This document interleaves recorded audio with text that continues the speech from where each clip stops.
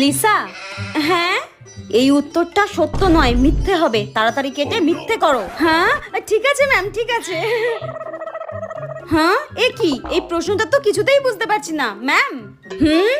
এই দুয়ের দাগের একের প্রশ্নটা কিছুতেই বুঝতে পারছি না, একটু বুঝিয়ে দেবেন? হ্যাঁ এই তুই মিষ্টি না, তুই তো একা আমার কাছে টিউশনি পড়িস না বাইরে, তাই না? দেখলি তো পড়ে গেলি না সমস্যায়, এই জন্য বলেছিলাম আমার কাছে প্রত্যেকে টিউশনি পড়।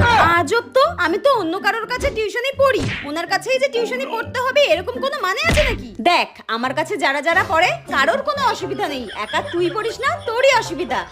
এখনো সময় আছে, ভর্তি হয়ে যা আমার কাছে। এই লিসা, তুই সব পারছিস তো? হ্যাঁ ম্যাম, সব পারছি সব পারছি।